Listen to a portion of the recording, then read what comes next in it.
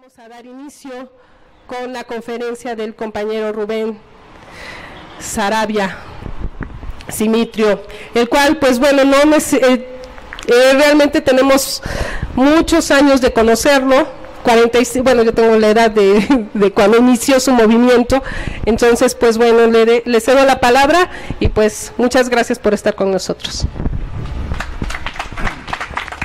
Muchas gracias, compañera, compañeros.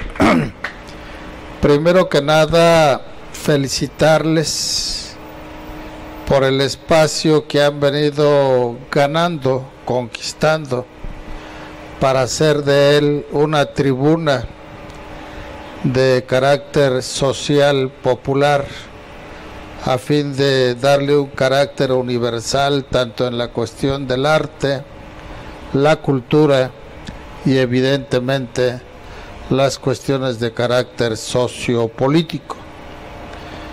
Esto es de fundamental importancia porque Puebla ha sido principalmente dominada por fuerzas conservadoras y profundamente reaccionarias que muy poco espacio dejan a estas voces. El hecho de que ustedes estén conquistando esto y ojalá se convierta en una especie de epidemia en todo el estado y particularmente en la ciudad, pues este deseo sea acompañado con nuestro compromiso de contribuir a que hagamos de esto muchos parques del arte como tribunas, repito, de expresión, de difusión, de denuncia, de lucha. Así que con eso, compañeras y compañeros, debo decirles que la nuestra es una organización que se funda en 1973 tras la masacre, desalojo que el gobierno municipal, con el aval del Estado, realizó la madrugada de ese mismo día de 1973 para reubicar a los vendedores o bien hacia las calles de la periferia de la ciudad o a la entonces recién remodelada parte alta del mercado del ex mercado La Victoria. La gente veía que eso les condenaba a la ruina y en consecuencia ofreció una resistencia importante. Para que la organización se fundara, se dio una reunión el día 28 en lo que era la Escuela Popular de Artes, aquí a la vuelta sobre la Maximino Ávila Camacho, no sé ahora cómo se llama la calle, y ¿perdón? Palafox. Y bueno, entonces ahí estaba la Escuela Popular de Arte y ahí se hizo esta asamblea en la que prácticamente se discutió qué hacer frente al desalojo. Esa asamblea, que no tenía ninguna intención de fundar nada, de hecho, resultó la asamblea constitutiva de la 28 de octubre. Importa resaltar que en ese evento, tanto de la asamblea como de todo el proceso, estuvo presente la Universidad entonces Autónoma de Puebla, ahora es benemérita, y en esta participación habíamos maestros y estudiantes que integrábamos el Frente de Activistas Revolucionarios, que además de realizar trabajo en el movimiento estudiantil, también lo realizábamos en otros sectores del pueblo, como campesinos, amas de casa, colonos, inquilinos, trabajadores industriales, en fin. Y bueno, por esa relación con los vendedores fue posible que esta reunión se hiciera en la Escuela Popular de Arte y finalmente la fundación de la 28 de octubre.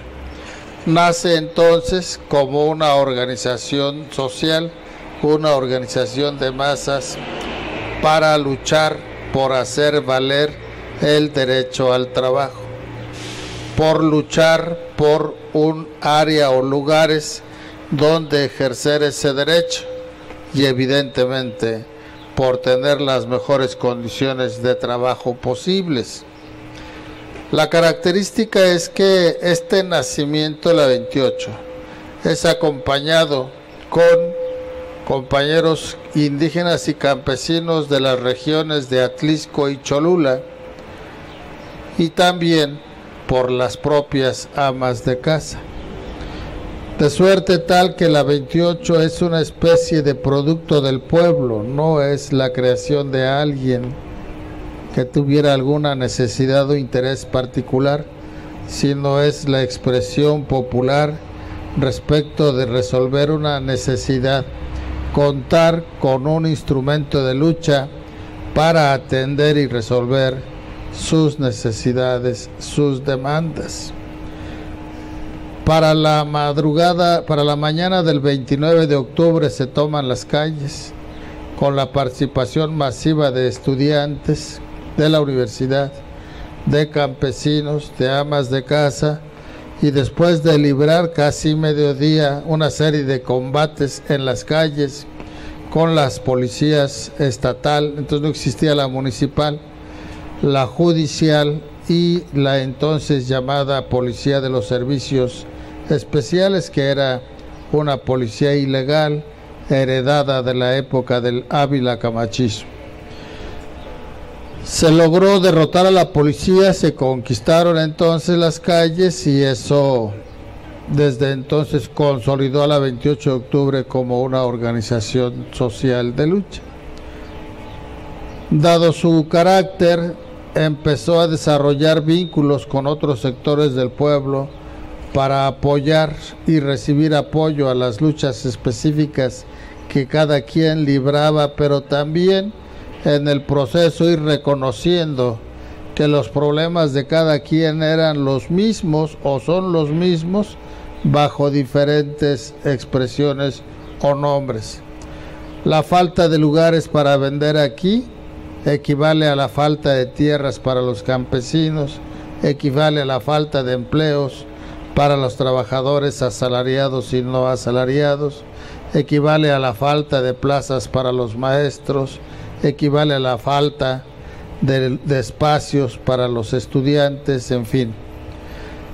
En consecuencia se reconoce, repito, que los problemas son los mismos bajo diferentes formas, y también se identifica que a pesar de que se presenta con enemigos concretos inmediatos como el cacique, el terrateniente, el patrón, el director o directivo de la escuela, el presidente municipal o jefe de la colonia, etcétera, el problema real es que la causa es el mismo sistema y el enemigo es el gobierno. Entonces hay esa identidad que posibilita que desde el principio la organización se vaya desarrollando no solo como una organización de los y para los vendedores, sino una organización de los vendedores al servicio del pueblo en lucha. Y eso posibilita que en ese desarrollo se vaya asumiendo una visión y una posición de clase. Se reconoce que efectivamente al no ser trabajadores al servicio de algún patrón, no son una clase, no son trabajadores explotados, pero sí se reconoce que son trabajadores que viven de su propio trabajo, no viven de explotar a otros, y en ese sentido también se reconocen como parte de la clase trabajadora mexicana y como víctimas de la clase explotadora dominante, porque a final de cuentas las ventas regulares o altas de los vendedores dependen principalmente de la gente del pueblo que tiene recursos o que pueda tener recursos suficientes para hacer sus compras. Cuando esta gente es desempleada, cuando esta gente trabaja pero le pagan bajos salarios, cuando les pagan precios bajos por sus productos, etcétera, no tiene suficiente para hacer sus compras y en consecuencia las ventas son bajas. A los vendedores no les compran los altos empresarios, los altos funcionarios, los grandes terratenientes, les compra la gente del pueblo. Y en consecuencia, este reconocimiento, repito, permite entender que, si bien es cierto, no se tiene un patrón, sí se es víctima del propio sistema que dominan los patrones. Esto permite que en una primera etapa de desarrollo de la 28 de octubre se llegue a comprender que la lucha por el derecho al trabajo debe ser parte de la lucha por hacer en México una revolución que cambie la situación desfavorable para el pueblo. Por eso la línea política era luchar por las demandas como parte de la lucha por la revolución en México. El desarrollo del tiempo permite reconocer que no son cosas paralelas, ¿no?, sino que la lucha por las demandas es parte de la lucha por la revolución. Y entonces se adecúa esta línea a luchar por las demandas en función del poder. Estas cosas que parecen simples cambios de palabras, en realidad son saltos ideológico-políticos de la gente que se adquiere a través de la lucha de años, y no solo de la lucha en particular de los vendedores, sino de otras clases y sectores del pueblo mexicano y de otros pueblos de otras partes del mundo. A partir de la más reciente experiencia de represión sufrida por parte del gobierno de Moreno Valle, los vendedores arriban a un nuevo nivel de su línea. Se dan cuenta que sin poder no pueden resolver nada. Reconocen que el derecho al trabajo fue posible ejercerlo, garantizarlo, una vez que por la vía de derrotar a las policías se conquistó el poder en las calles, y por eso se pudo garantizar que en ellas trabajaran los vendedores.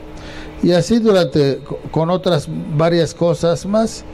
Por eso la línea que era de luchar por las demandas en función del poder evoluciona a lo que ahora es luchar por el poder para resolver las demandas, poniendo por delante los intereses colectivos de todos. Si no es el poder de quítate tú para que otros cuantos dominen a los demás, no, sino que sean las masas mismas las que a través de sus representantes, de sus organismos, tengan y ejerzan y en su caso defiendan el poder. Esto que les acabo de decir es importante por dos razones. Primero y fundamentalmente porque ha sido construido a lo largo de la lucha concreta, directa contra el gobierno, que ha implicado enfrentamientos con la policía, con grupos de pistoleros, de pandilleros, de golpeadores que el gobierno contrata por sí mismo o a través de líderes gobiernistas. Pero no solo nos hemos dedicado a atender a los intereses de los vendedores, sino también a atender las necesidades del crecimiento y el desarrollo de la ciudad, del municipio, del estado y a través de él del propio país. Por ejemplo, en lugar de simplemente pelear por lugares para vender o por un mercado donde ponernos a trabajar, se luchó durante casi 5 años después de la toma de las calles por lograr que en Puebla se realizara lo que se llamó la desconcentración comercial, que significó, número 1, la construcción de la central camionera, Número 2, la construcción de la central de abastos. Número 3, la construcción de 3 grandes centros comerciales populares y de servicios, así se les denominaba. Ahora nada más se les conoce como los mercados Hidalgo, Morelos, Oaxaca y Zapata. Y 4 mercados de apoyo, que son el Mercado Zaragoza, Mercado Independencia, Madero y Héroes de Puebla, y la habilitación de 7 predios para la actividad comercial popular. Pero junto con eso se modificó la vialidad. El periférico, que actualmente está todavía en proceso de terminar, se trazó desde entonces y fue producto de esta lucha. La Avenida Nacional, que va prácticamente desde el Boulevard Valsequillo hasta la 11 Sur, también fue trazada en ese periodo por parte de este sistema de, repito, desconcentración comercial. Se pretendía que los mercados fueran polos de desarrollo que posibilitaran el crecimiento de la ciudad de una manera planificada, o por lo menos más planificada, mejor ordenada. El problema aquí que se presentó es que los intereses particulares de Piña Olaya y la gente que le rodeó, junto con grandes capitalistas, pues rompieron este proceso y explosionaron el desarrollo hacia el sur de la ciudad con la construcción de la autopista Puebla-Atlisco. Y esto suscitó una especulación terrible que ahora ustedes ven. Es una zona de lujo separada por unas cuantas mallas o vallas que ponen ahí de la zona pobre que todavía conserva a las comunidades y pueblos indígenas y campesinos. Esto alteró el proceso y bueno, ya no permitió un desarrollo como se había planificado, pero como no estábamos de acuerdo, en 1989 el gobierno todavía de Piña Olaya me encarcela. Se lanza una campaña de represión contra la organización que dura 12 años. En esos 12 años nos encarcelaron a más de 30 compañeros. Lanzaron más de 80 órdenes de aprehensión. Asesinaron a 4 compañeros. Incendiaron varios centros de trabajo. Nos desalojaron de la CAPU por la vía muy violenta. Y también las marchas que hacían nuestros compañeros, pues prácticamente eran batallas callejeras, porque la policía estatal ponía en las calles, en las bocacalles, alambradas con navajas, aparte de llevar los perros de ataque y demás, tratando de impedir el paso de los contingentes. La gente, sin embargo, no se arredra y le ponen un obstáculo y encuentra la manera de superarlo. Entonces no pudieron contener la capacidad de lucha de la gente a pesar de estas cosas. 12 años en los cuales de todos los que fuimos detenidos, el único que quedó hasta el último fui yo. A mí se me impuso una sentencia original de 127 años y medio de prisión. Me hicieron el favor de hacerme un descuento y me lo dejaron en 121 años y medio. O sea, hagan de cuenta que era un buen fin, ¿no? Y bueno, entonces, pero la lucha de la gente, el apoyo ganado en Puebla, en el país y en el mundo, finalmente obligó al Estado a negociar el asunto. Y me libera de 121 años, me libera con 12 años efectivos de prisión, exactamente el 11 de abril del 2001. Antes pues me mantuvo 5 años en la cárcel de aquí de San Miguel, completamente confinado. No me dejaban ver el sol, veía la luz pero no al sol, ¿sí? La única ventana que tenía la taparon con una placa de metal. A la puerta le pusieron 3 candados aparte del cerrojo que habitualmente. y un guardia en la puerta las 24 horas del día. No me dejaban hablar con nadie, excepto con mis abogados y mis familiares. Y eso a condición de que durante las entrevistas estuviera presente un guardia apuntando todo cuanto decíamos. Lógicamente los guardias son gente del pueblo, muchos ni siquiera pueden escribir bien, a los que terminábamos nosotros dictándoles lo que supuestamente habíamos dicho, ¿no? Con tal de que no nos suspendieran la visita y que a ellos no los castigaran, ¿no? Bueno, nos trasladan después a Puente Grande, Jalisco, en el penal de alta seguridad número 2, y ahí me llevo la sorpresa de que está prácticamente vacío. En el módulo que originalmente me metieron, que era el módulo 3, era un módulo especialmente para los jefes de los cárteles mexicanos y extranjeros. Entonces nomás habíamos 3 gatos ahí, ¿no? Un colombiano, un mexicano de Chihuahua y su servidor. Bueno, a los 2 primeros los permitían sentarse juntos para comer. A mí me separaban y me ponían guardia a la hora en que estaba comiendo. Me daban las charolas de comida con cucarachas vivas, gusanos todavía así. Y bueno, vivos, ¿no? Andaban todavía caminando.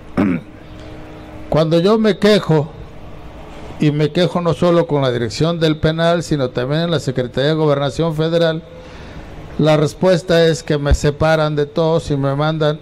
En cada módulo hay 2 secciones. Cada sección tiene 13 celdas. Entonces a estos 2 que les digo los dejan en una sección y a mí me mandan solo a la sección B. Y me mandan hasta la última celda del rincón, me ponen en la cama de hasta arriba y con la prohibición de cantar, ¿no? No podía cantar. Me puse a chiflar y también me prohibieron chiflar las canciones, ¿no? Está prohibido hacer las revisiones dentro del penal con perros sin bozal. Pues las revisiones a su servidor era el único de todo el penal que llegaban con los perros sin bozal, y los guardias llegaban armados, que también está prohibido entrar con las armas de alto calibre, ¿no? Pero bueno, entonces ahí estuvimos desde 1995 hasta el 1997 y finalmente de ahí me trasladan al penal de alta seguridad número 1, que ahora se conoce como el Altiplano. Aquí ya la situación se dio un poco más relajada. La única diferencia es que en lugar de tener los niveles de vigilancia que tenían todos los demás, a mí me pusieron 4 niveles de vigilancia, que uno no los conoce, se entera de ellos porque los propios guardias, a final de cuentas, gente del pueblo, pues te informa, ten cuidado con lo que dices en tal parte por esto, ten cuidado con lo que dices de tal manera en esta otra parte, ¿no? Y bueno, pues en ese sentido pues vas descubriendo cómo te tiene, ¿no? Me castigaron una vez en el penal por un asunto de unos cigarros que yo no compré, pero que me los regaló el compa que los compró, y lógicamente al hacer la revisión me los encuentran a mí. Entonces me castigan, me tienen casi un mes castigado. El último día de ese periodo de castigo hacen una sesión de consejo técnico interdisciplinario y ahí acuerdan castigarme 12 días. Ya tenía yo más de 20 días castigado y le digo, bueno, ¿qué hago con esos otros? ¿Me los guardan para la próxima? No, ya se perdieron, ¿no? O sea, aquí es primero te ajustician y luego te juzgan y sentencian, ¿no? Pero bueno, a final de cuentas, repito, fue la lucha de las masas, tanto de la 28 como del pueblo en México y el mundo, lo que logró que finalmente fuera sacado de la cárcel. pero me pusieron condiciones violatorias todas de los derechos humanos y de las libertades constitucionales, como por ejemplo no se me permite circular por el país a menos que tenga permiso, no se me permite regresar a Puebla, se me asigna a la Ciudad de México, entonces era Distrito Federal como prisión, de la cual únicamente me podría mover con autorización de la Secretaría de Gobernación. Y bueno, me asignan como lugar para ir a firmar primero el penal del Altiplano y luego el penal de Nesa. Los dos no están en la Ciudad de México, están en el estado. Entonces para salir es una bronca, ¿no? Hasta que tomamos la determinación de que o me dejaban ir sin grandes aspavientos o me les iba, ¿no? Y bueno, pues ya finalmente aceptaron. Intentaron meterme a la cárcel de Santa Marta para cubrir ahí, pues no, lógicamente no aceptamos, ¿no? Y finalmente se quedó en que seguiría firmando en esa bordo.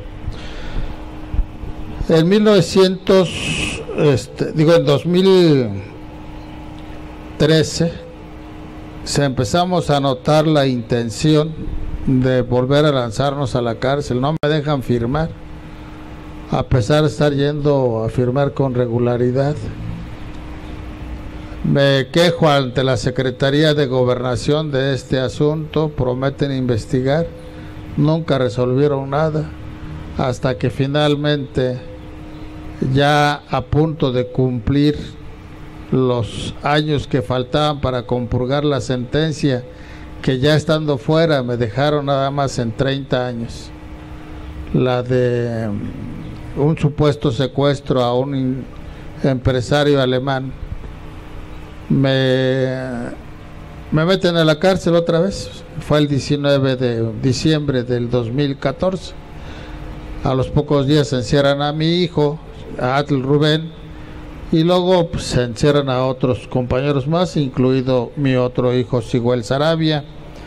En este periodo se dan circunstancias como el asunto de que nos despojan de más de 10 áreas de trabajo, mismas que les entregan a líderes gobiernistas, que de por sí eran gobiernistas, y otros que por favorecer su interés particulares traicionaron a la organización.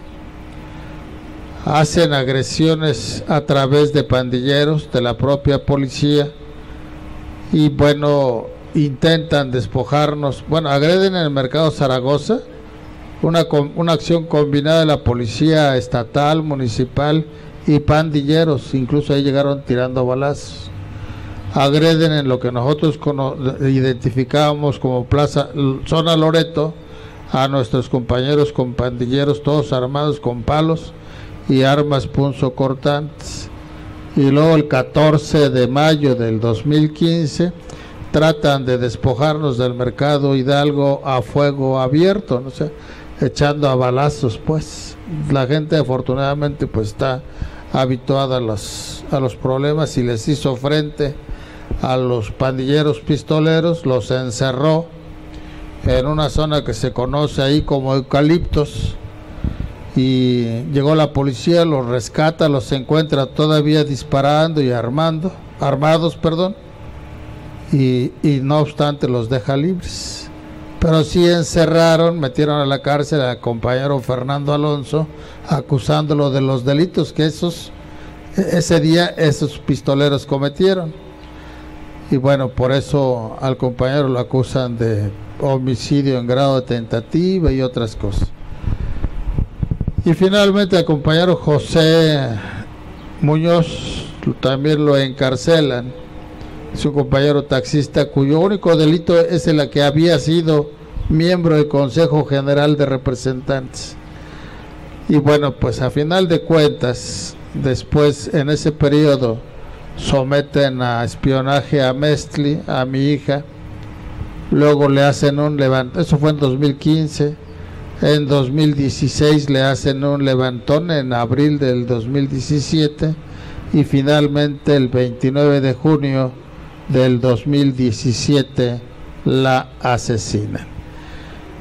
En ese sentido, nosotros nos percatamos que nuestra posición como organización de luchar por el derecho al trabajo, de reconocer a través de esa lucha que no es un problema del funcionario en el gobierno de turno, sino de la dinámica del sistema, y que para acabar con esa situación tenemos que transformar al sistema. Ese es uno de los motivos por los cuales el Estado mexicano, a través de los gobiernos correspondientes, estatales y municipales, ha estado buscando someter y controlar a las bases de la organización y destruir a la 28 de octubre. Por eso nos ha atacado con tanta ferocidad. Y en ese sentido, hoy, tras haber sido derrotado, el gobierno no se resigna, continúa buscando motivos, pretextos para lanzarse contra nosotros. En enero de este año nos despojó de 21 rutas de transporte de pasajeros del Mercado Hidalgo, bajo el pretexto de que iba a empezar a funcionar el tren turístico. El tren turístico nada tiene que ver en las zonas donde nos quitaron las rutas, pero bueno, ahora con motivo de la línea 3 del ruta, nos quitaron otras 30 rutas, pero ahí sí ya, como dicen vulgarmente, les paramos los tacos y los estamos obligando a que regresen varias de las rutas. Algunas otras se están adecuando para que, aun cuando ya no pasen exactamente frente al mercado, pasen lo más cerca posible del mismo, sin que haya más problemas al respecto. Además de esto está el hecho de que el día 7 de febrero lanzaron una granada de fragmentación al Mercado Hidalgo. Pusieron sobre el camellón una narcomanta en la que amenazan a los integrantes y sobre todo los dirigentes de la organización con un supuesto cartel Jalisco, ¿no? No se refieren a la nueva generación y nacen nada más Jalisco. Y luego el 8 de marzo en las redes suben una amenaza con asesinarme, con degollar a los compañeros que me apoyan en el trabajo, porque, bueno, deben saber que yo tengo problemas de cirrosis hepática. Hay veces en que por esto se me ocasiona un problema de que me sube mucho el amonio y no puedo moverme, o incluso pierdo ¿cómo se llama? La conciencia, ¿no? Y por lo mismo también no puedo caminar bien. Entonces los compañeros me ayudan en este tipo de circunstancias. Entonces amenazan con degollar a ellos y con violar a sus mujeres en sus domicilios. Luego estas amenazas se reproducen con otros compañeros también. Es decir, les dicen a ellos que me van a matar. Y en el caso particular de lo más reciente, ponen una denuncia penal. Primero quiero decirles que el gobierno intentó obligarnos a sentarnos a negociar con un supuesto líder del Mercado Unión, que además no es realmente dirigente de nada, pero bueno, no aceptamos. Este cuate va y pone una denuncia contra Sigüel y yo, y el gobierno, a pesar de que no tiene ningún fundamento legal, el gobierno la admite y le da curso. Y ahorita estamos en reuniones supuestas de aveniencia, pero con la advertencia de que si no hay acuerdo nos van a abrir proceso penal por esa cuestión. Además de esto, compañeros, compañeras, al Mercado Hidalgo lo están cercando con grupos delincuenciales, dedicados o no al asunto del narcomenudeo.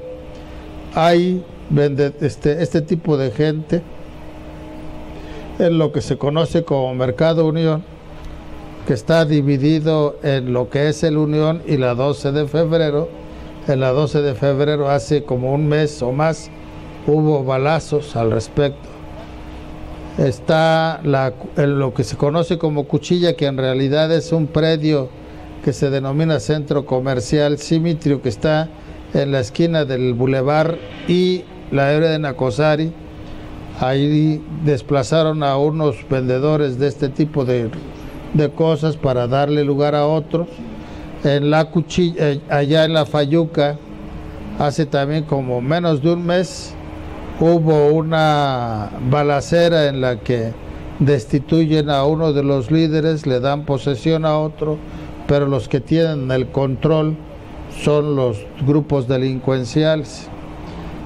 Y ustedes acaban de enterar que apenas antier hubo una balacera ahí.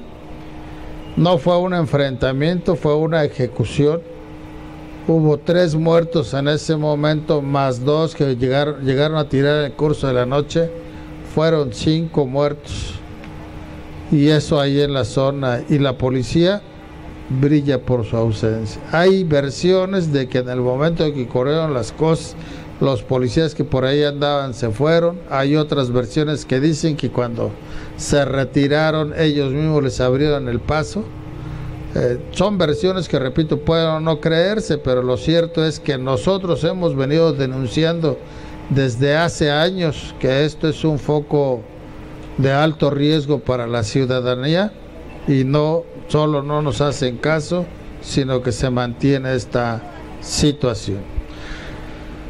Estas cosas, compañeras y compañeros, nosotros las percibimos como una forma de que la administración gubernamental está sembrando diferentes cuestiones para que vuelvan a lanzar una campaña de represión contra nosotros, movilizando las fuerzas represivas oficiales, como la policía en el supuesto caso en el caso de que prospere esta denuncia penal de las que les acabo de hablar, u otras, y también la agresión extraoficial por medio de pandilleros, delincuentes de todo tipo, y particularmente de gente vinculada a los cárteles grandes o pequeños en Puebla y en el país.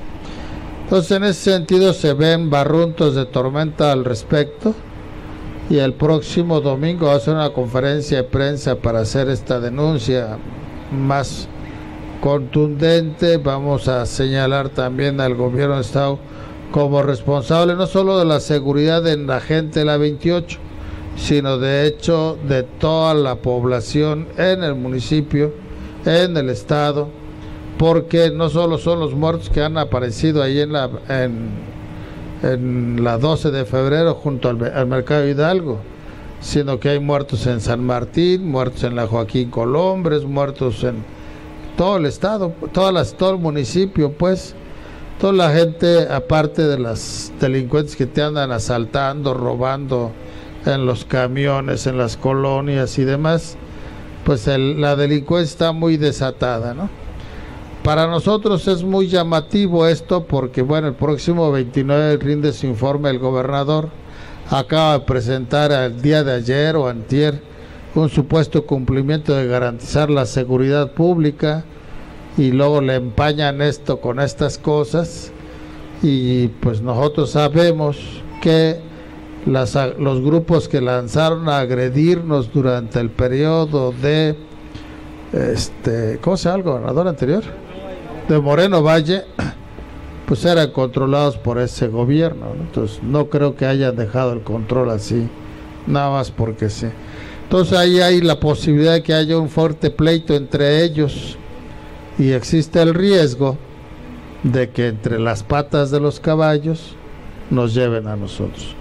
Por eso es importante hacer la denuncia de esta cuestión. Y bueno, no quiero cansarles más, solamente decirles: no nos hemos preocupado solo por los intereses y las necesidades de los vendedores en particular. Hemos atendido y estamos atendiendo las luchas de otros sectores del pueblo.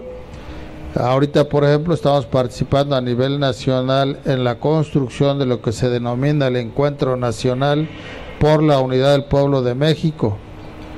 Y aquí un poco como decía la compañera que nos hizo favor de presentarnos, no es solo el cambio de administración gubernamental del clásico neoliberalismo a otras corrientes, sino es el hecho de que el pueblo mismo tenga la posibilidad, la capacidad de hacer valer sus intereses, sus demandas, sus objetivos.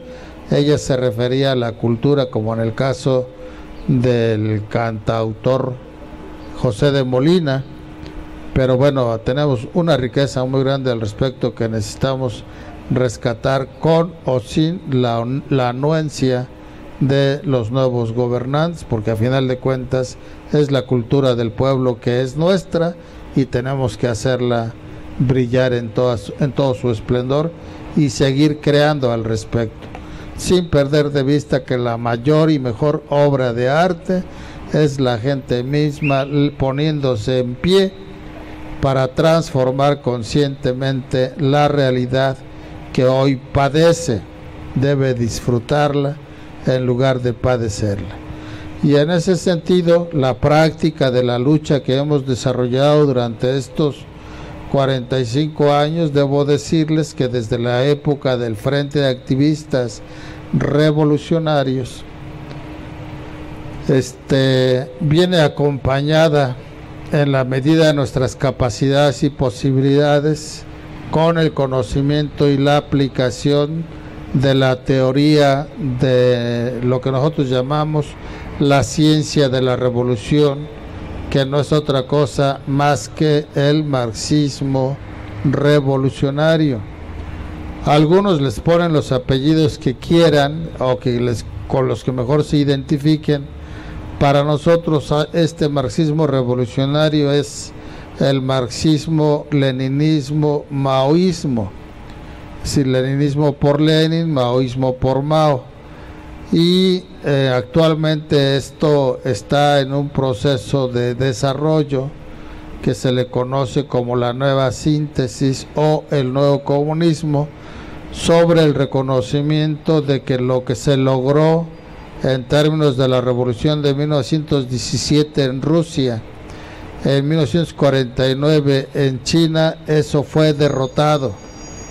Es decir, lo que se construyó se cayó, se derrumbó, pero más bien se derrumba por una combinación de los ataques que los imperialistas y reaccionarios de todo el mundo lanzan, como por situaciones internas que tienen que ver con errores, con limitaciones y deficiencias propias.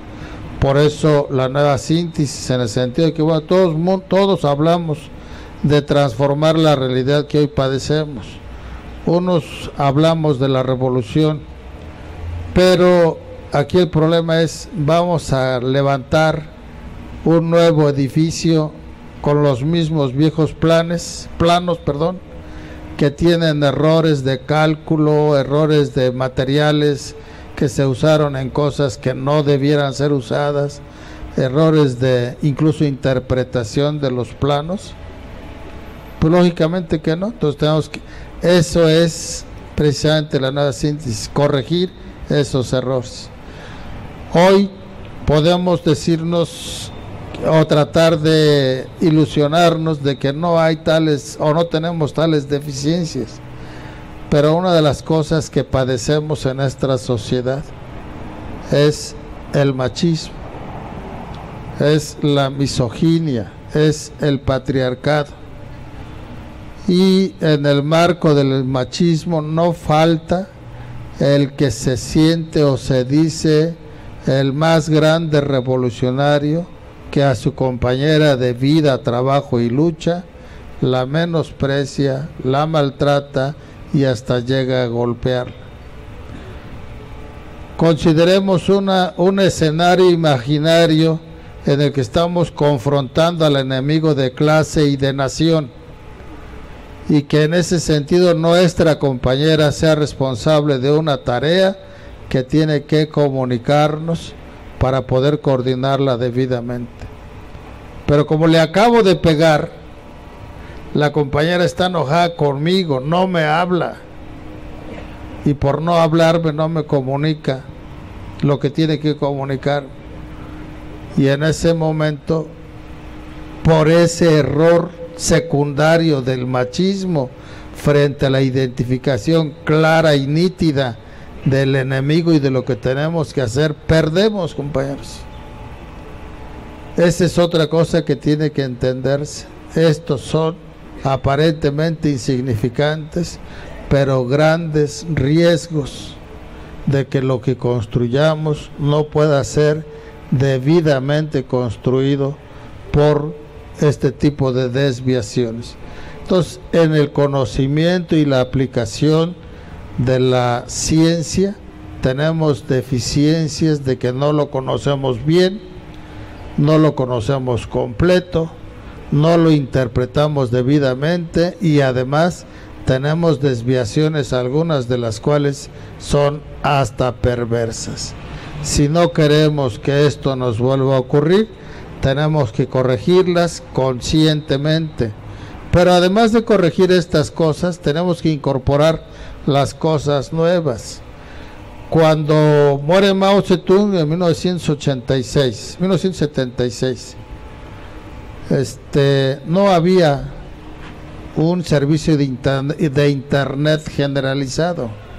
Era de uso exclusivo de las altas esferas militares, porque ni siquiera de todo el ejército, de las altas esferas militares, hoy es generalizado. Eso tenemos que incorporarlo. La mayor parte de la población en el mundo vivía en el campo, hoy es al revés, vive en las ciudades, o más que en las ciudades, en los cinturones de miseria de las ciudades. Hoy tenemos el problema de los migrantes, de que en el mundo hay más de 20 millones en esa circunstancia.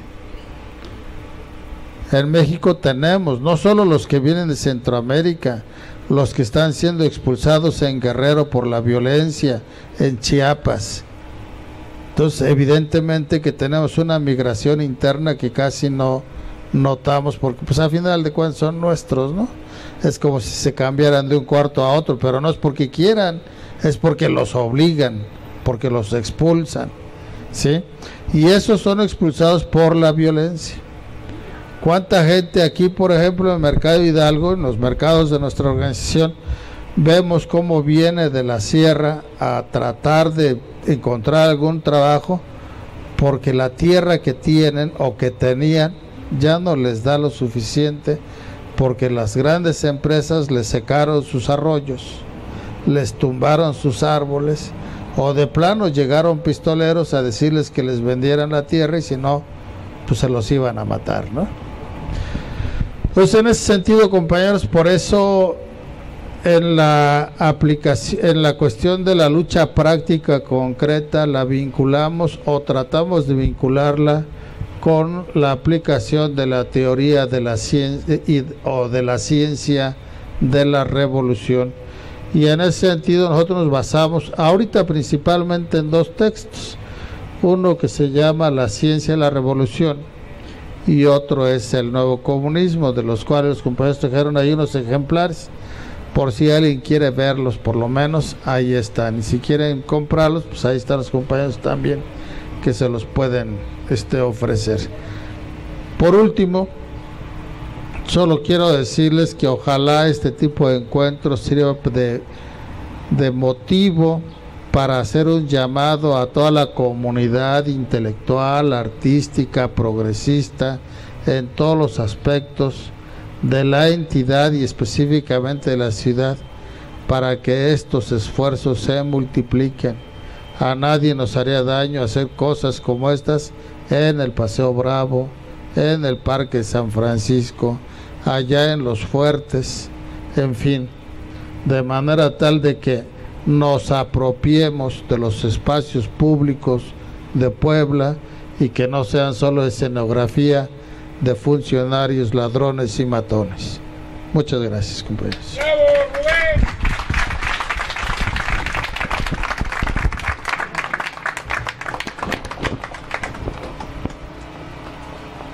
Bien, bueno, pues damos inicio con la ronda de preguntas, agradeciendo la participación, compañero.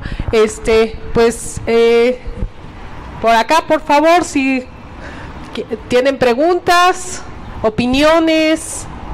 A ver, compañeros. Ahí vienen, se están acomodando. A ver, por favor. Bueno, pues buenas tardes y muchísimas gracias como parte del círculo, pero también como ciudadano y gente del pueblo.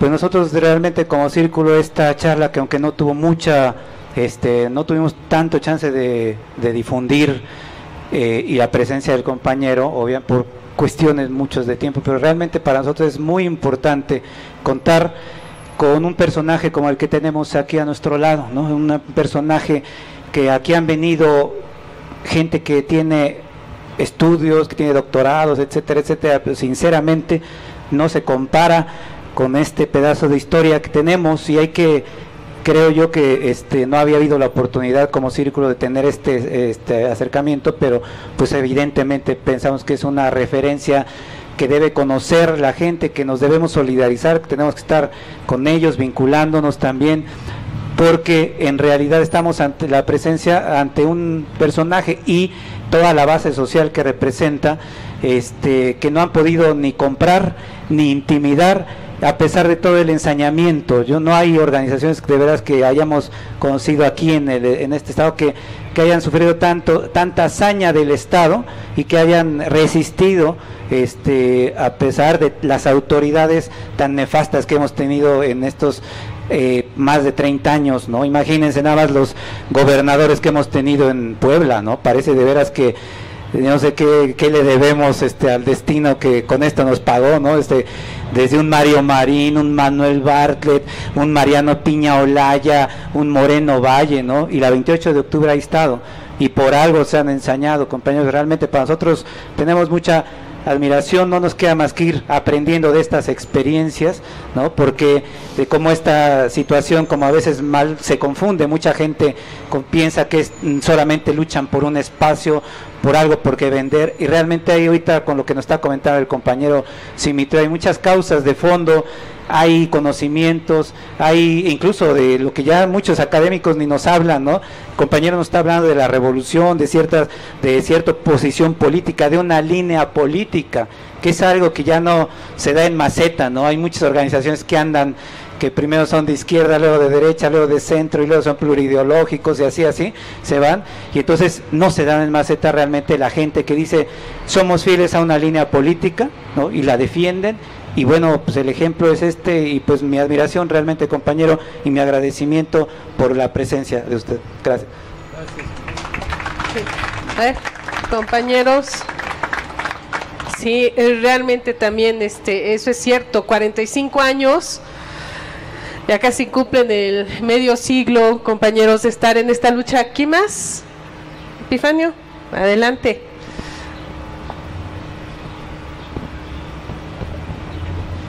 Pues muy buenas tardes a todos los asistentes. A veces decimos estos pequeños grupos, para muchos no significan mucho, para nosotros son grupos importantes, porque es gente del pueblo, porque son gentes conscientes, porque son gente que no se rinde ante las adversidades. Yo en persona admiro la lucha de la Unión Popular de Venezuela San Fernando el 28 de octubre, porque, como decía el compañero Marco, se han demostrado la congruencia de la línea política con la línea de acción, que no han bajado la guardia pese a los asesinatos que han sufrido, a las represiones que día con día están sobre ellos. Y sabemos de antemano que, por ejemplo, en el Mercado Unión es un grupo de gentes implantados ahí, tolerados por el mismo gobierno, y que son grupos peligrosos. Y ahí están porque el gobierno los puso, y con la finalidad simplemente de ser un pretexto para tener acceso al reducto más importante que hay en la lucha social en Puebla, que es la 28 de octubre. Nosotros hemos venido tratando de tener una relación en lo mínimo con los compañeros, porque nuestro grupo es muy pequeño, pero también defiende posiciones importantes, y tan importantes que hemos coincidido en varios momentos con la digna lucha de los padres de familia de los 43 de Ayotzinapa.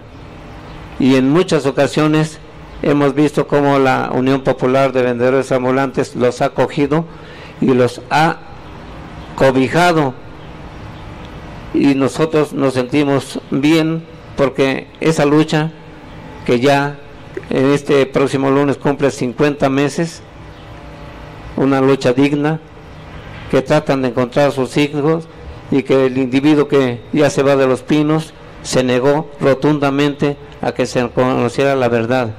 Y nuestras dos preguntas siguen en el aire: ¿qué pasó allá en Iguala aquel 26 y 27 de septiembre de 2014? ¿Y dónde están los muchachos? La última vez que los compañeros estuvieron con nosotros, una representación aquí en el Telefonistas, nos decía uno de ellos: seguimos buscando a nuestros hijos, y qué bueno que hay gente que como ustedes, y en este caso la 28 de octubre, nos acompañan. Y decía uno de ellos: no nos dejen solos. Y es un sentimiento que sentimos en carne, porque nosotros decimos: ¿qué haríamos si alguno de nuestros hijos desapareciera? ¿Qué haríamos? No podríamos dejarlos solos. Gracias.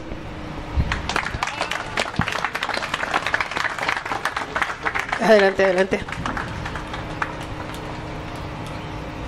Aquí. Sí, por la cámara. Primero que nada, felicitar aquí al compañero Simitrio y bueno, mi pregunta sería en el sentido de por qué no vincularse con los movimientos sociales y que no nos vaya a pasar lo que le pasó a Lula. Es decir, ¿por qué no Simitrio entrelaza los movimientos sociales? Esa es mi pregunta. Y quiero además obsequiarle este libro. En él le pedimos de la manera más atenta que nos deje presentarlo en la 28. Públicamente se lo hago como un favor. Gracias. Bien, veamos el libro, si me permite también. Versos de indignación, de Jorge Chávez Palma. Muy bien, ok. Adelante.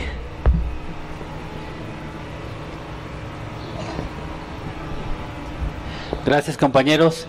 Sí. En primer lugar, agradecerle por estar con nosotros en el Círculo de Reflexión. Es bien importante que personas con una trayectoria política y de lucha como la que usted tiene vengan y nos compartan esa experiencia, ¿no? Esa pasión por hacer algo más allá de lo que cualquier ciudadano promedio está dispuesto a hacer. Lo vemos, estas diferencias en la universidad, ¿no? Donde ese dualismo que se implementó a partir del sistema capitalista sigue imperando, que es la distinción entre la teoría y la práctica.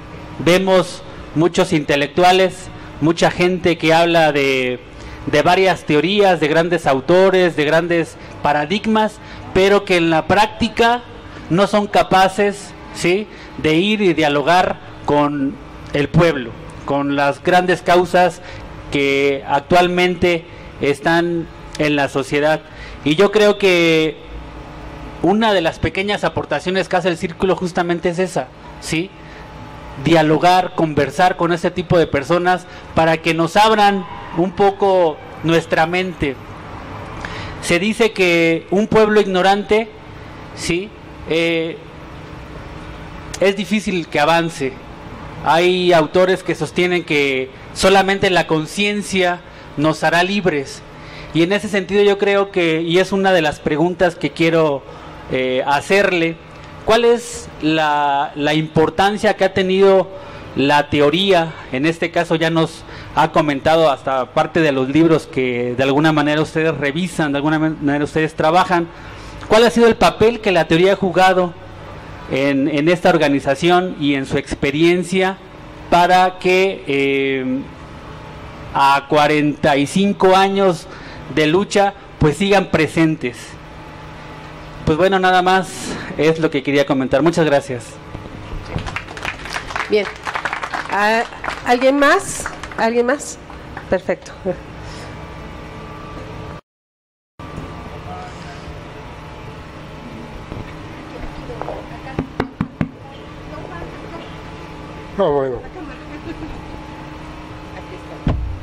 Bueno, pues buenas tardes y no sé, felicitarlo, admirarlo y respetarlo, por supuesto, un hombre que de carne y hueso ha llegado aquí a dar una plática, una conferencia, yo diría que de lo más descarnado que ocurre en este querido México para nosotros, pero para grandes autoridades, líderes y gente gobernantes, solamente es una fuente de ingresos, de saqueo, de robo, de explotación, pero que no va a ser fácil que terminen con este país. Y lo han intentado, si bien o mal recuerdo, desde 1492. Y han saqueado, han robado, han dejado, han matado, han violado. En todas las etapas de la historia, O sea que esto que el compañero Simitrio nos dice y que está ahorita en nuestra cara, en nuestro cuerpo, oímos la muerte tan terrible de su hija, la vivimos, la sentimos y decimos en general pasa y no pasa nada. Es un muerto más, una muerta más. Yo estoy seguro que los que no son de la 28 de octubre yo no conocía a fondo toda la crudeza, toda la realidad que está sucediendo aquí en nuestra cara, enfrente de nosotros. Yo por eso creo y estoy convencido de que ya es tiempo de levantar la mano, la bandera, como la 28 de octubre lo está haciendo. ¿Por qué? Porque realmente pensamos que pues, a lo mejor a alguien le hicieron algo, lo asesinaron, es una cosa aislada, a mí no me va a pasar, mientras no me pase. Lo que dice Epifanio, a mí no me preocupo de los 43 porque no han secuestrado ni desaparecido a un hijo mío. O sea, hay que esperar a eso. No, compañero, hay que lanzar una lucha cerrada, organizada, amplia, difundir. Yo sé por qué no sabemos esto, porque el gobierno, la prensa, la televisión, quien sea, siempre han sido cómplices del sistema y nunca han revelado lo que realmente está ocurriendo aquí en Puebla, aquí en las calles, aquí en toda nuestra ciudad.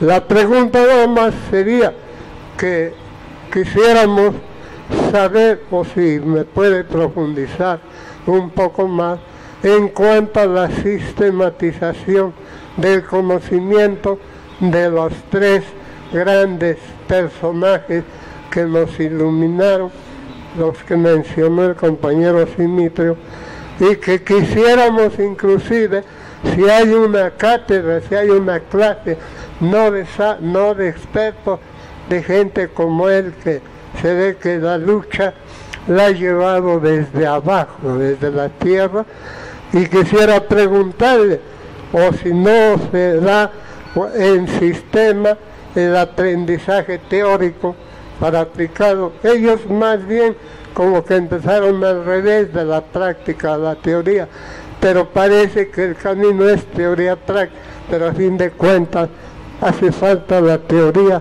del marxismo, porque el marxismo está totalmente desfigurado por el imperialismo, los que tenemos aquí enfrente de la frontera norte, esos son los que han deformado y nos han hecho creer que el marxismo ya se acabó, ya nadie se acuerda de la lucha de clases, de todo, ya nadie se acuerda. Ahí está una semilla, un fruto que hay que aprovechar, hay que unirse, hay que coordinarse, porque de veras México ha sido un centro de los, quizá de las más terribles agresiones de lo que es capaz el ser humano. Muchas gracias, compañero, por despertar la conciencia.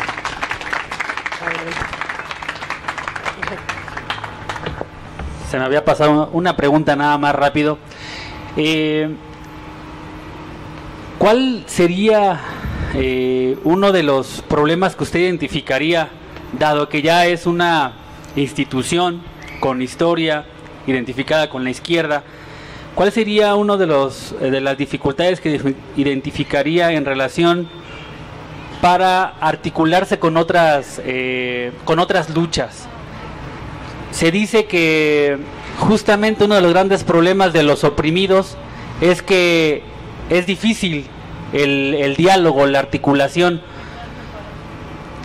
a diferencia de los opresores, que entre ellos se organizan de manera más eficiente, ¿no? Entonces, ¿cuál sería aquí las dificultades que ustedes han encontrado para articularse con otro tipo de organizaciones de esta naturaleza? Nada más, gracias. Bien, ¿alguien más? ¿Nadie más? Bueno, como soy la única mujer que se le ocurrió también tomar el micrófono en este aspecto, agradezco mucho que tome esa idea, esa propuesta. Efectivamente, realmente las mujeres tenemos que entrar en esta revolución y ser educadas de una manera diferente en el aspecto de el compromiso que se tiene con la sociedad. Realmente eso es una de las grandes batallas que hemos vivido, el que las mujeres seamos calladas continuamente en las luchas sociales. Entonces, ¿cómo ha evolucionado el papel de la mujer? Porque en la organización 28 de octubre, eso sí me interesa saber, porque también usted tocó ese tema. Entonces, pues, adelante con sus respuestas. Gracias. Bueno, probablemente no las conteste en el orden que fueron haciéndolas, pero trataré de hacerlo. Primero, no como persona, como activista o como dirigente, nunca me he propuesto dirigir nada, mucho menos articular diferentes esfuerzos de lucha del pueblo. Yo soy un resultado, un producto del pueblo mismo. Deben saber que originalmente, cuando empecé a participar en el movimiento social, yo tenía 13 años y jamás pensé en involucrarme en el trabajo de las masas. Mi idea era otra, totalmente distinta. Por accidente me quedé entre las masas y pues tuve que aprender de ellas, hablando con la gente de más grande edad, con la gente de más tiempo en el trabajo y en la lucha, y de hecho fui forjado por ellas. Lo mismo ocurre en el papel de la dirección. Hoy los marcos de los zapatistas habla de que uno tiene que aprender a mandar obedeciendo, ¿no?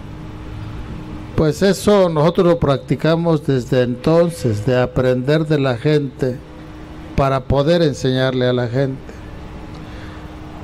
Y no asumiendo la actitud de que tú eres el maestro, sino los maestros, las maestras son las masas mismas. Y en segundo lugar, para el trabajo de la vinculación con diferentes sectores, lo hacemos a partir del reconocimiento de la identidad de problemas.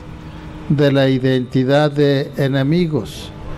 Por eso hablaba hace un rato de que el problema de los vendedores, de la falta de lugares, equivale a la falta de tierras, falta de empleos, etcétera. De manera tal de que entendamos que somos sujetos del mismo problema con diferente forma y que la causa es el mismo, en este caso el sistema. Los responsables directos e inmediatos evidentemente son el Estado y las diversas administraciones gubernamentales que lo van encabezando.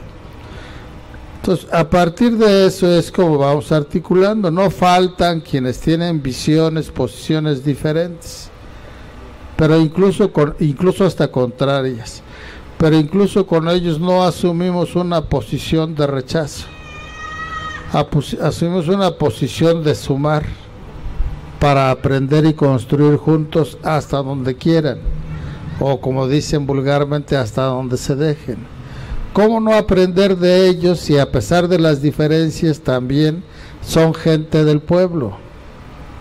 Tenemos que tener esa apertura de mente. Nosotros aprendemos del enemigo. ¿No acaso la mayor parte de la educación que recibimos desde la primaria ha sido pensada en razón y desarrollada en razón de los intereses de la clase dominante? Pues sí, y de eso aprendemos. Entonces, ¿por qué no aprender de los nuestros? Aquí lo único que tenemos que nosotros aprender, y eso es parte de lo que ahorita estamos tratando de entender, es a reconocer la realidad tal como es, no como nos la imaginamos, no como quisiéramos que sea. Y yo les digo a nuestros compañeros, tenemos que aprender a reconocer la realidad verdadera. Y les pongo de ejemplo el asunto de que si hoy amanece nublado, casi a punto de llover, y por lo mismo no podemos ver al sol, la realidad es que no salió el sol. Lógicamente sí salió, pero no lo vemos.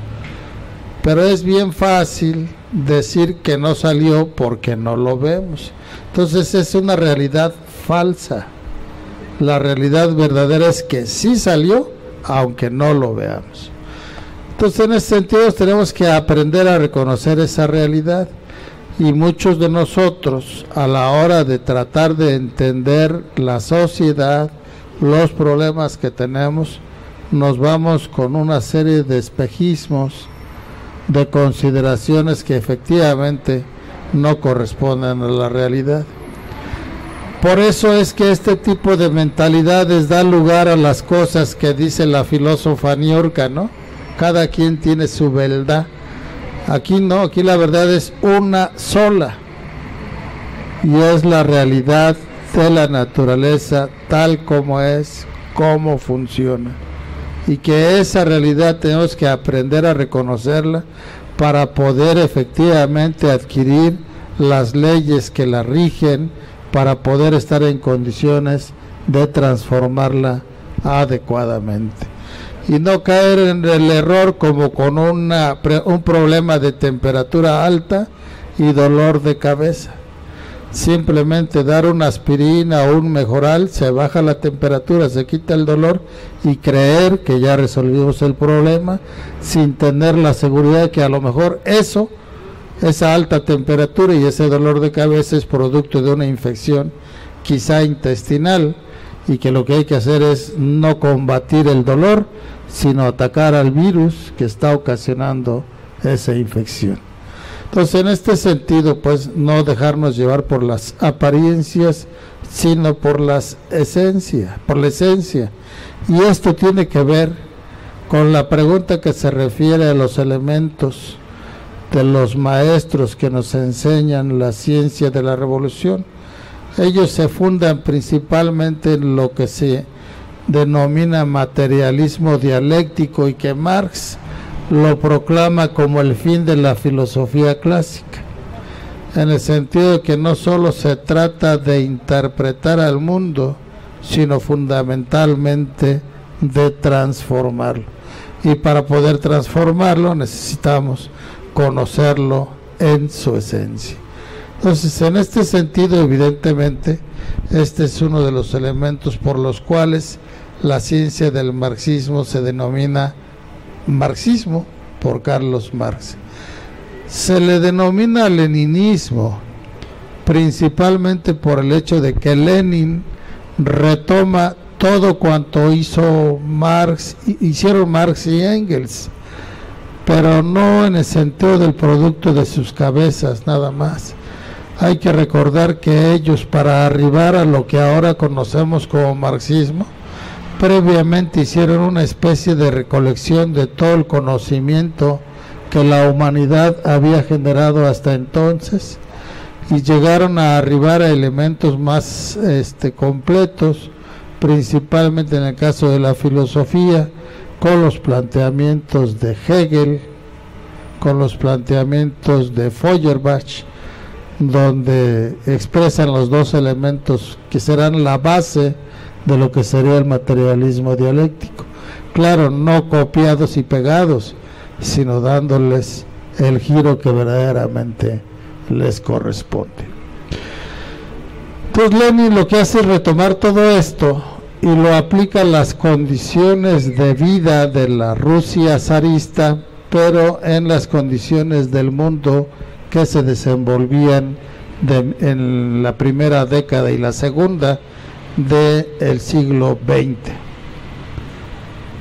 Lo que Marx llamaba, por ejemplo, el asunto de el Partido Comunista, que era de masas, Lenin dice que no sirve eso, que lo que se necesita es un partido clandestino, que sí hay que participar en las elecciones, pero no buscando ganar la mayoría de las representaciones para transformar al sistema, sino para usarlo como una tribuna para difundir ampliamente la necesidad y la posibilidad de destruir esa máquina estatal y construir una nueva, tal como el propio Marx lo enseña a partir de las lecciones recogidas de la Comuna de París en 1871.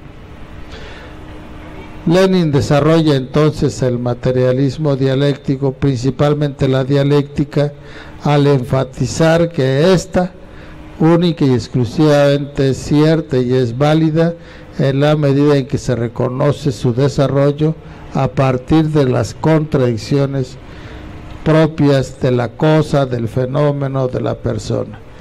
Y en ese sentido, por eso establece la unidad y lucha de contrarios como la ley fundamental de la dialéctica. Entonces, por desarrollos como estos, que son pasos adelante del marxismo, es como se inscribe el nombre o el apellido de Lenin, o más bien el mote de Lenin, ¿no?, como leninismo. Y Mao Zedong hace aportes. Para entonces no se había hecho una revolución en un país atrasado, no había manera de saber cómo hacerse.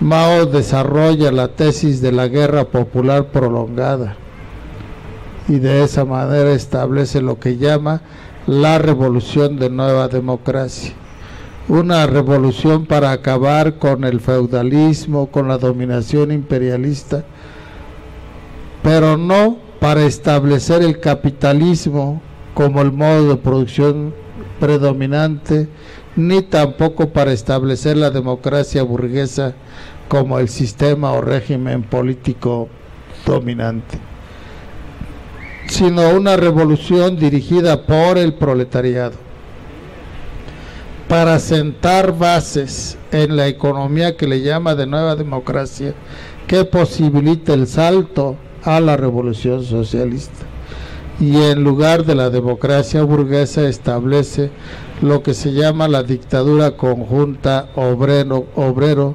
campesino popular, y que aquí nosotros lo usamos no tanto como consigna sino como eslogan, ¿no?, de por un gobierno obrero campesino popular.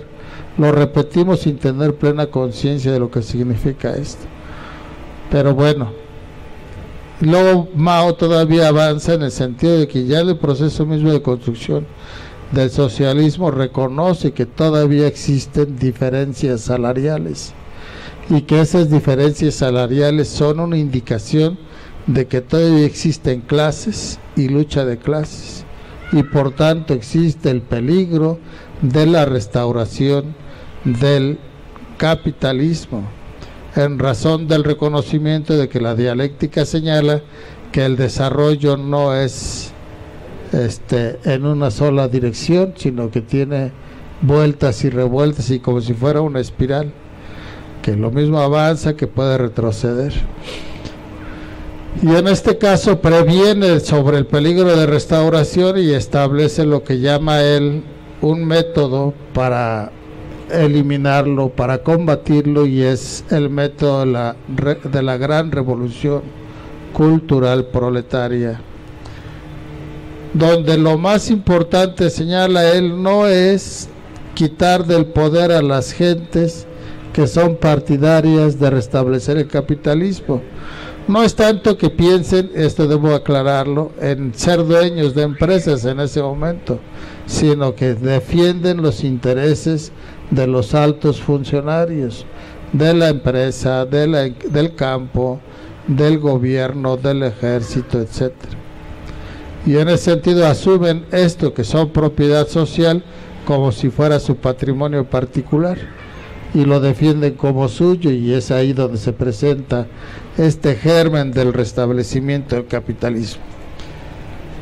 Por eso Mao dice, no se trate de quitar del poder a esto, sí es necesario, pero eso no es lo fundamental. Lo fundamental es cambiar la manera de pensar de la gente, que aprenda a pensar desde un punto de vista científico, basado principalmente en el materialismo dialéctico, con base al reconocimiento de que el marxismo abarca, pero no desplaza. Es decir, abarca todo, pero no desplaza nada. Por eso sigue existiendo la ciencia, la química, la biología, la matemática, etcétera. Pero todo esto está impregnado por la dialéctica, por el materialismo. A final de cuentas, aunque es altamente abstracta la matemática, no hace más que reflejar un mundo material, un universo objetivo y no solo especulativo. Entonces, en ese sentido, por eso es marxismo, leninismo, maoísmo. Y como decíamos, el desarrollo de esto llega hasta esta parte nada más. No alcanza a cubrir esta etapa. Hoy están todas esas cosas nuevas que tenemos que abordar, y por eso se hace esta nueva síntesis, nuevo desarrollo que se le llama nuevo comunismo, no porque sea diferente o contrario a lo que antes decían, sino para corregir lo que dijeron, completar lo que dijeron, en fin, y que no estuvo a la altura de los acontecimientos en ese momento. Es que se tiene que retomar todo esto para enriquecer y desarrollar al marxismo, que es la base de todo. Le pongamos o no leninismo, maoísmo, etcétera, la base de todo es el marxismo. Y en consecuencia, esto, compañeras y compañeros, es la teoría que nosotros estamos tratando de aplicar. Pero no solo aplicar como si fuera receta, sino buscando también contribuir a ella, ¿no? No pretendemos erigirnos en los grandes teóricos, sino en qué manera nuestras bases, nuestras luchas, aportan con sus hechos concretos cosas que puedan servir para enriquecer la lucha. Y en este sentido, la experiencia de la 28 de octubre es muy rica. Tan es así que se refleja, repito, no en el desarrollo de la teoría en sí, sino el desarrollo de su línea, de que era como parte de, ¿sí?, hacer parte de la lucha por la revolución, a reconocer que no hay de otra más que la conquista del poder para resolver el problema, las demandas del pueblo. Aquí yo desde ahorita les digo, esta línea que parece que es más completa, que es prácticamente lo más avanzado, realmente no lo es, porque a final de cuentas la quinta esencia del marxismo y en consecuencia el comunismo no es el poder, sino es la extinción del poder estatal, ¿sí? Entonces, en ese sentido, cuando planteamos como línea luchar por el poder, nos mantenemos en el nivel de que ese poder lo puede tener la clase trabajadora o lo puede tener la clase explotadora. Y aquí depende de la correlación de fuerzas, depende de muchos factores. Por eso se trata de extinguir el poder, pero no como un acto de voluntad, de deseo, sino como producto del proceso de desarrollo de la sociedad humana en su conjunto. Entonces, esa es la manera de cómo aplicamos esto y nos permite entender mejor el marxismo, porque no lo vemos nada más de manera libresca, sino al calor concreto de la lucha específica particular de los vendedores en este caso, que en mi caso no es solo de los vendedores, pero bueno, en el caso de los vendedores en este caso particular, pero en general de la lucha de clases como la clase trabajadora contra la clase explotadora y de la lucha nacional de la nación o pueblo de México contra la dominación y el saqueo imperialista, de donde, por cierto, es importante reconocer que el imperialismo no es una cosa externa a nuestro país, sino está dentro de nosotros mismos. Por ejemplo, el asunto del petróleo. Nuestro petróleo, porque se lo llevan ellos, lo ocupan, entre otras cosas, para mover su maquinaria de guerra por el mundo. Pero además, al llevarse el petróleo, nos privan a nosotros de medios para poder desarrollarnos más y mejor como país. No podemos construir escuelas, hospitales y eso, porque las ganancias de esto se las llevan los imperialistas y sus socios mexicanos. Entonces está aquí adentro, no es algo externo, y para poder sacudírnoslo tenemos que quitar del poder a los que posibilitan que estas cosas sean, como los que promovieron la reforma energética y finalmente no es que la hayan aprobado, sino que la impusieron en el Congreso de la Unión. Y en ese sentido, luchar contra el imperialismo en México, aquí y ahora, significa luchar contra este Estado burgués terrateniente que le abre la puerta a que estos se metan hasta la médula de nuestros huesos. Tenemos que acabarlos, y la única manera es que el pueblo se unifique, se organice y luche, pero no cada cual por su lado, sino como un solo ente bajo una sola dirección. Y aquí es a donde nos falla el problema de la contradicción que decían los compañeros. Tanta gente, tantas opiniones diversas, muchas contradictorias. También tiene que ver con un poco el ego personal de quienes los proclaman, ¿no? De que no falta quien se siente el poseedor de la verdad, el ombligo del mundo, etcétera. Pero eso, a final de cuentas, en esencia no es más que reflejo de que el pueblo de México no es un ente monolítico. El pueblo de México es un conjunto de clases. Tenemos a la clase del proletariado, a la clase del semiproletariado, a la clase del lumpenproletariado, a la clase de la pequeña burguesía en sus tres fracciones, baja, media, alta, y tenemos a la burguesía media o nacional, y dentro de cada una de estas hay pequeñas fracciones. Aquí en la universidad, por ejemplo, particularmente en el nivel de los sindicatos, tanto de los maestros como de los empleados, se van a dar cuenta que existen pequeños grupos de maestros que están mejor pagados, en mejores condiciones que otros. Lógicamente que los intereses de cada uno de estos grupos son sustancialmente diferentes, aunque en la clase a la que corresponden sean lo mismo. Pero esta diferencia en las condiciones objetivas de la sociedad, de la clase en la que se desenvuelven, hace que se den este tipo de diferentes opiniones, muchas veces contradictorias, tan simple como el hecho. La burguesía media o nacional, que nada tiene que ver con los grandes corporativos, por ejemplo Maseca, comparada con las tortillerías de la gente, incluso que tienen 3, 4 tortillerías, son distintas, pero díganles a los dueños de esas tortillerías si estarían dispuestos por su voluntad a compartir con sus 50 o 100 trabajadores las ganancias. Pues les van a decir que no, que los dueños son ellos y que únicamente les van a pagar quizá mejores salarios, pero hasta ahí.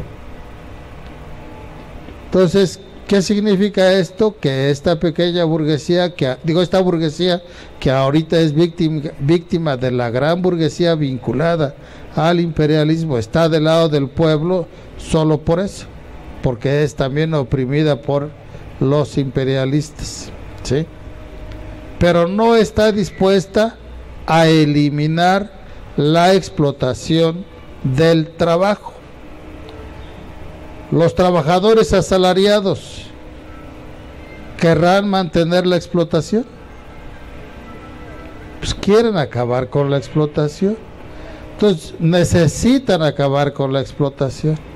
Por eso es que en el seno del pueblo estas dos clases no solo tienen diferentes opiniones, sino son posiciones radicalmente contradictorias, y que si ahorita coinciden es porque están enfrentando al mismo enemigo, que es el imperialismo y sus partidarios o sus sirvientes en el país. Pero una vez resuelto eso, los actualmente explotadores que están en condiciones de oprimidos se van a querer erigir como la nueva clase explotadora dominante, y los trabajadores lo tienen que permitir. Pues no, ahí va a haber una bronca, ¿no?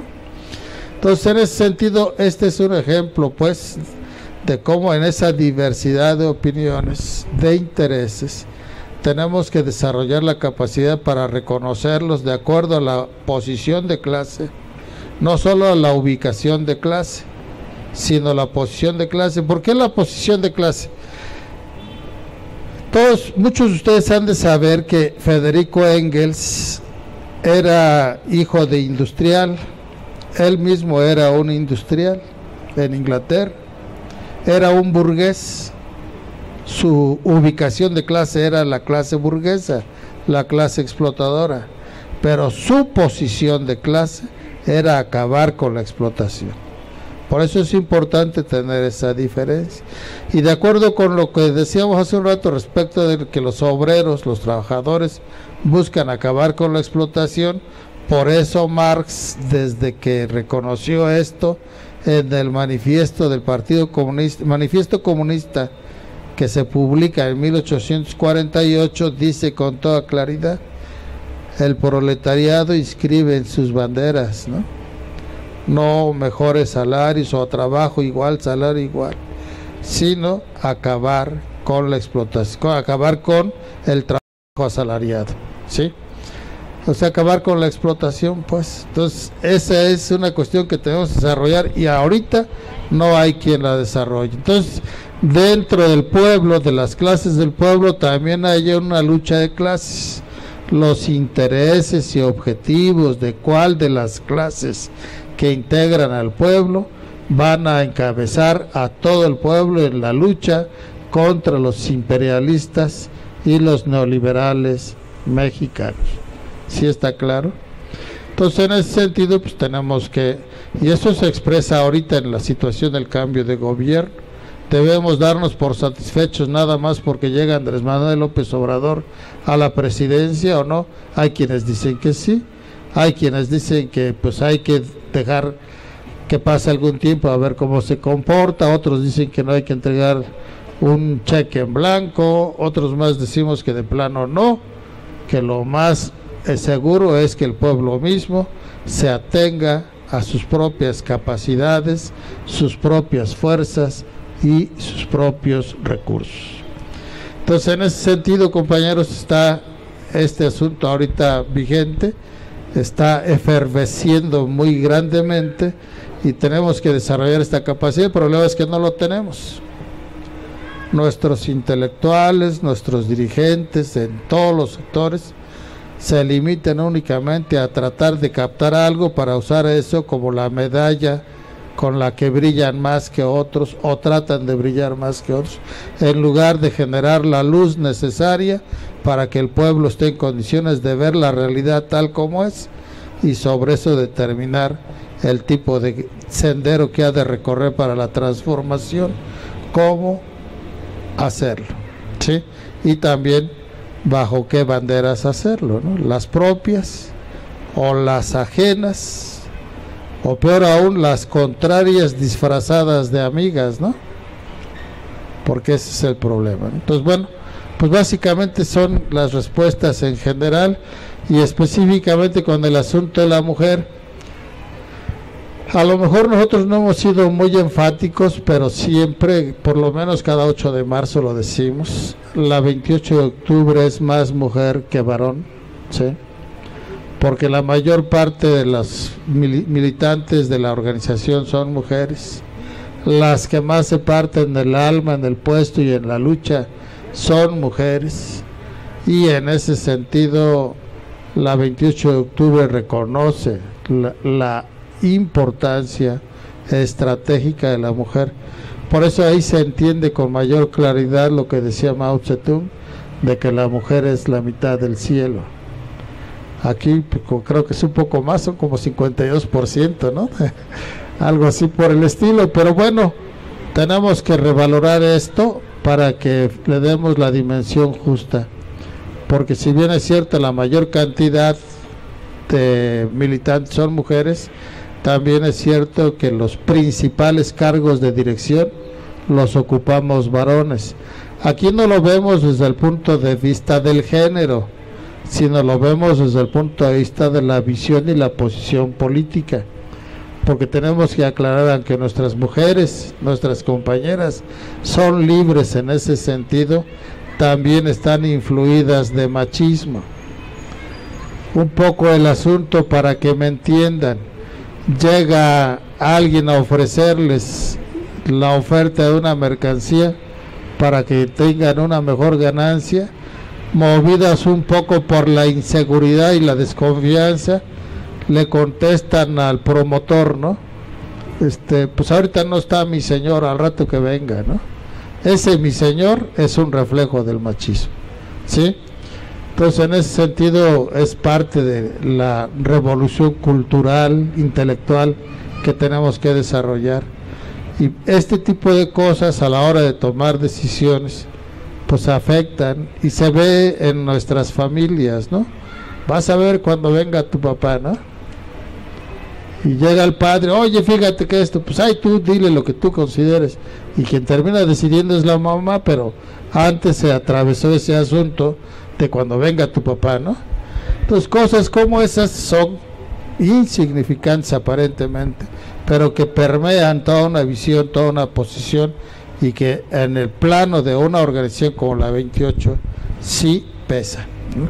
Entonces tenemos que superarlo y darle la dimensión de vida, o luchar por darle la dimensión de vida a la mujer, pero no como un favor, sino como resultado de su lucha, de reconocer nosotros que somos derrotados todos en esa posición y visión machista y patriarcal.